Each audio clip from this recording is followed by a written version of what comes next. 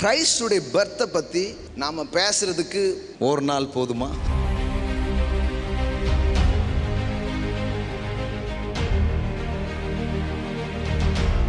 கிறிஸ்துடைய பர்த்தை பற்றி நாம் பேசுறதுக்கு ஒன்றா ரெண்டா எல்லாம் சொல்லவே ஒரு நாள் போதுமா?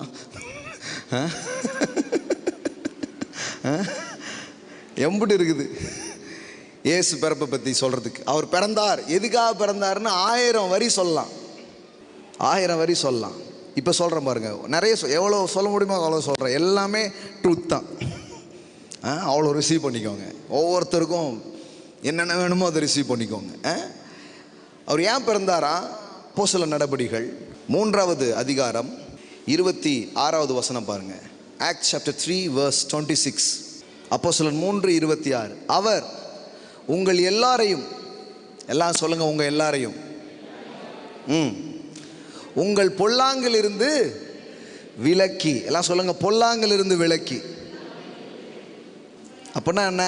பொல்லாங்கிலிருந்து விலக்கினா என்ன? உங்கள் வாழ்க்கையில் இருக்கிற தீமைகள், கெட்ட விஷயம், உங்கள் வாழ்க்கையில் இருக்கிற எல்லா தீமையான காரியத்தை உங்கள்கிட்ட இருந்து விலக்கி உங்களை ஆசீர்வதிக்கும்படி தேவன் தம்முடைய பிள்ளையாகிய இயேசுவை எழுப்பி முதலாவது உங்களிடத்திற்கு அவரை அனுப்பினார் என்றான். ஆமென். ஏன் அவர் வந்தாரா?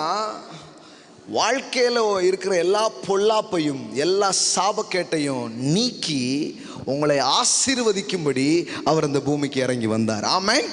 நான் சொல்கிறேன், ஒருவேளை ஆதாமின் சாபத்துக்கு கீழே இன்னும் வேதனையான ஒரு வாழ்க்கை, இன்னும் வெற்றி இல்லாத ஒரு வாழ்க்கையை இந்த காலை வேளையில் நீங்கள் வாழ்ந்து கொண்டு இருப்பீர்கள் என்றால், முதலாவது உங்களுக்கு ஒன்றை சொல்ல விரும்புகிறேன். உங்கள் மேலே இருக்கிற சகல சாபங்களையும் பொல்லாப்புகளையும் நீக்கி உங்களை ஆசீர்வதிக்கும்படிக்கு தேவன் தன் பிள்ளையாகிய இயேசுவை உங்களுக்காக இந்த உலகத்திற்கு அவர் அனுப்பி வைத்தார். ஆமென். எல்லாம் சொல்லுங்க, ஆசீர்வதிக்கும்படிக்கு அவர் வந்தார். ஆமென். இந்த வாழ்க்கைலாம் எவ்வளோ நாளுன்னா, ஒரு வித்து வரும் வரை, ஒரு விதை வரும் வரை. என்னைக்கு அந்த வித்து வருதோ அன்னைக்கு ஒரு புதிய தலைமுறை இந்த தேசத்தில் எழும்பும்.